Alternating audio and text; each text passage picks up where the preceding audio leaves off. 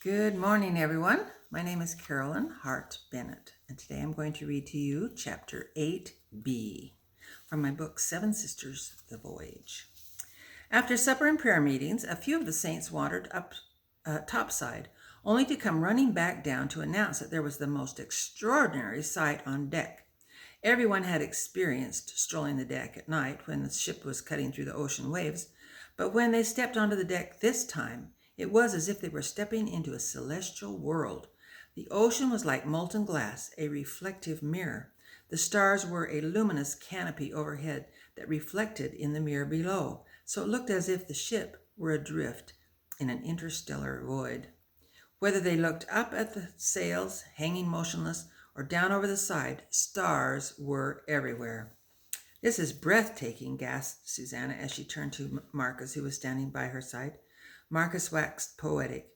"It's as if God has picked up our ship in one hand and sprinkled diamonds all around it with the other." "Brother Fielding, you most decidedly have a way with words," Susanna cooed.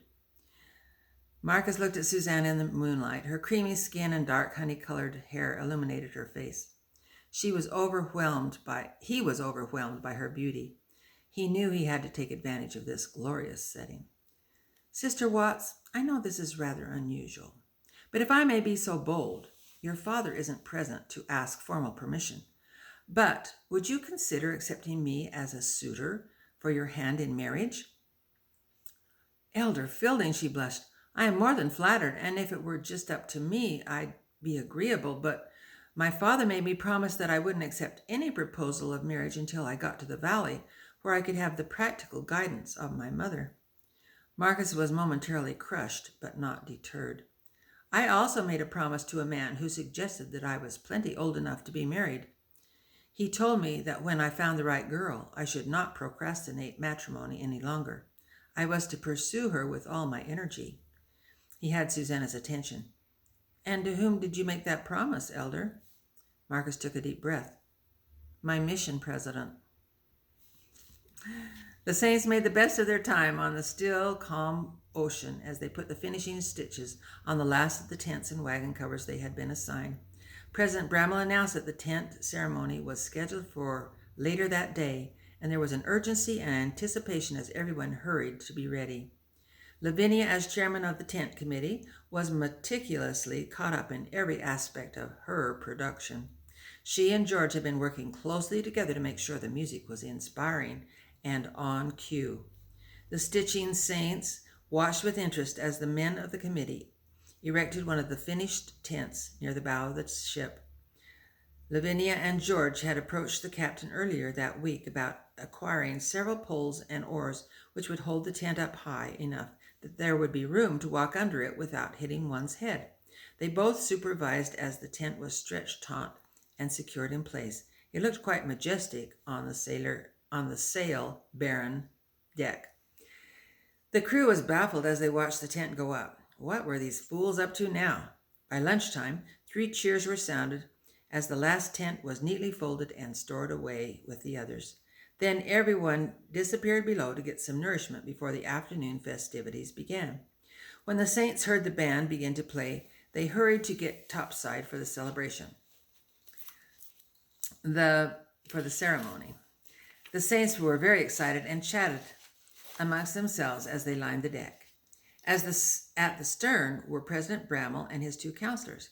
Behind them in the procession were the presidents of each ward with a lady tent maker on each arm. Then the rest of the train of tent makers followed, 3 abreast. President Bramwell started the ceremony. "Brothers and sisters, in recognition of completing the tents and wagon covers that have been assigned to this company, we present the Tents of Israel ceremony. The special authority and the lady tent makers will pass through the erected tent in sacred procession in order to hallow the tent and commemorate the ancient and modern wanderings of the people of God. We now call on the honorable train of tent makers to look on and pass through the canvas house of ancient and noble antiquity." "The house of what and what?" Titus said to his crewmates as they laughed uproariously, drawing everyone's attention their way. Bramwell pretended he had heard nothing as he signaled for George to strike up the band. "Procession ready?" Then he waited for just the right beat before he ordered march. The group marched toward the tent at the far end of the ship as the choir on the sidelines sang the beat as they sang. The beat was perfect for a march, and the procession stepped proudly with broad smiles on their faces. Praise to the man who communed with Jehovah, Jesus anointed, that prophet and seer.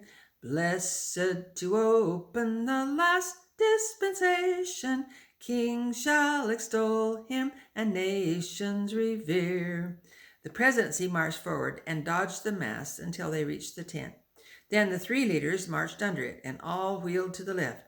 The next trio, with Lavinia on one side of President Tippett and Eleanor on the other, wheeled to the right, and so forth until the whole procession was in two separate lines, waiting and marching in place at the sides of the tent. When they all had traveled through the tent, they started back the other direction, marching and crisscrossing in sets of three as they moved past the mast and back to the other end of the ship. When they reached their starting point, each trio wheeled around again, putting them six abreast, where they all locked arms and marched back toward the tent, breaking arms to skirt the mast and then joining them again. Seeing what the saints were doing gave Titus an idea. He dictated some quick instructions to his cronies, who grabbed some nearby oars and poles.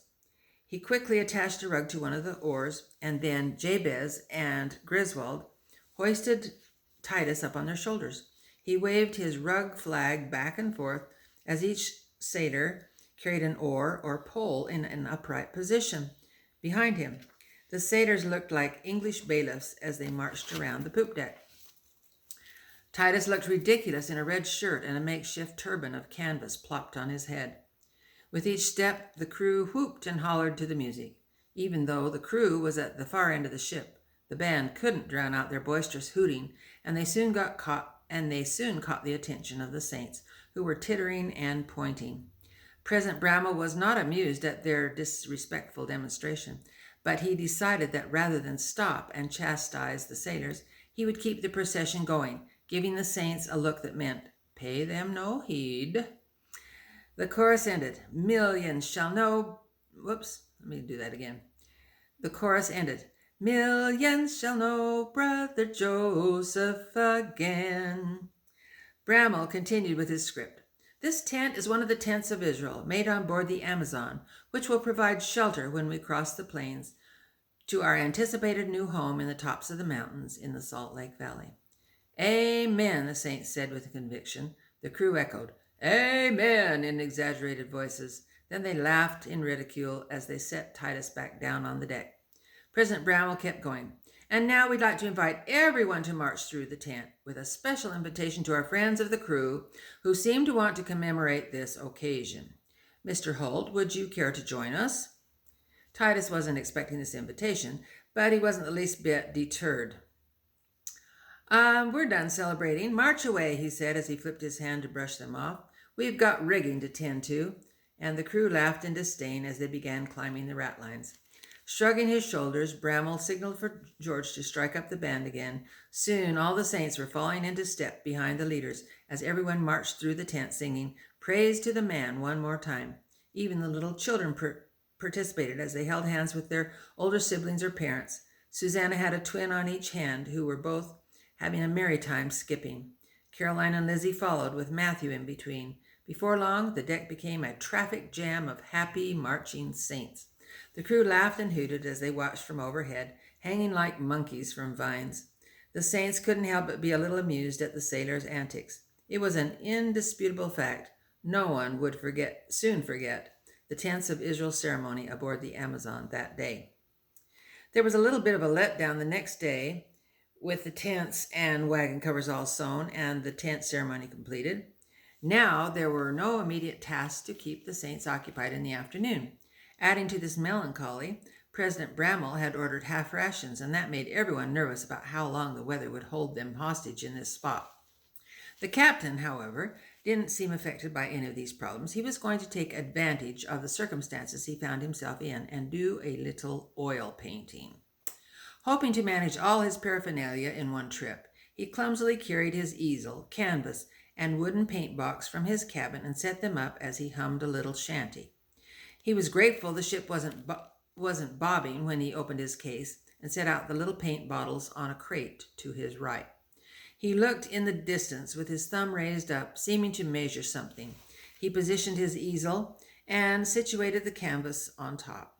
Then he uncorked several of the paint bottles, took a knife and dipped pea-sized globs out of each one, and plopped the globs onto the outside of his palette. There were a few saints sitting on deck reading, writing, or playing cribbage. The sun was making it very warm and conducive to drowsiness. The women fanned themselves under the awnings, and the mothers held their sleeping babies. Some older men had books lying open, face down across their chests because they had fallen asleep in the midst of reading. A few children were droning, "London Bridge is falling down," at the far end of the ship. Phoebe's eyes popped up over a barrel as she peeked at the captain. She was immediately joined by Fanny. Then they ducked back down to conceal themselves and clapped their hands over their mouths to keep from giggling too loudly. Fanny nudged Phoebe and whispered, "Go ahead." Phoebe sneaked forward, crouching low. She was at the captain's back and staying on his blind side.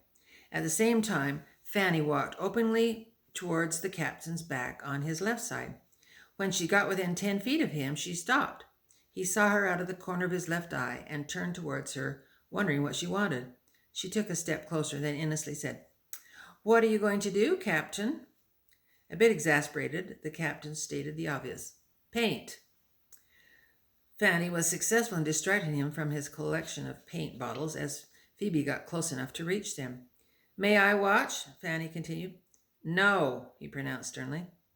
Phoebe cautiously reached her hand up and snatched the paintbrush that was sticking out over the edge of the box. "What are you going to paint?" asked Fanny. The captain blew out his breath and continued to act indifferent. "That ship over there, if it doesn't move," he said, indicating another becalmed ship in the distance. "What kind is it?" "A barkentine," said the captain. Phoebe fumbled through the paint bottles until she found one filled with black paint. She snatched it down and then retreated. Knowing Phoebe needed more time to get back to their rendezvous point, Fanny kept on quizzing. "What's it got on board?" "Probably a lot of cargo down below," said the captain. Phoebe had almost made it back to the barrel. Just 30 more seconds ought to do it, Fanny thought as she posed another question. "What kind of cargo?" That was one question too many. The captain's voice rose considerably. "Probably nosy little girls who ask too many questions," he said, leaning towards her with his eyes bulging a little. Fanny knew she was on dangerous ground now, but she kept playing her childish, naive act. "Are you sure I can't watch?" "I'm sure. Now skedaddle before I lose my inspiration." Phoebe was completely concealed by now, so Fanny gave up. "All right, then. Bye, Captain Hudson." "Goodbye," he said, and began brushing blue paint on the canvas in long, sweeping horizontal strokes. Fanny skipped back to join Phoebe, who was now safely behind the barrel. "Someone's grumping today," Fanny said. Then she got down to business. "Did you get them?" Phoebe showed Fanny the paint and brush. "Why didn't you give me a brush?" asked Fanny, disappointedly.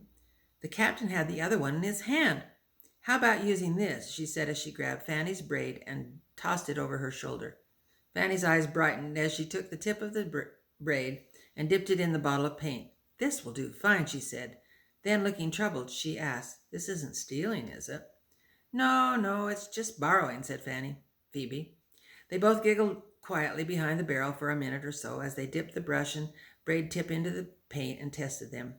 Soon the twins came up and tiptoed around the captain's cabin to the other side of where the captain was.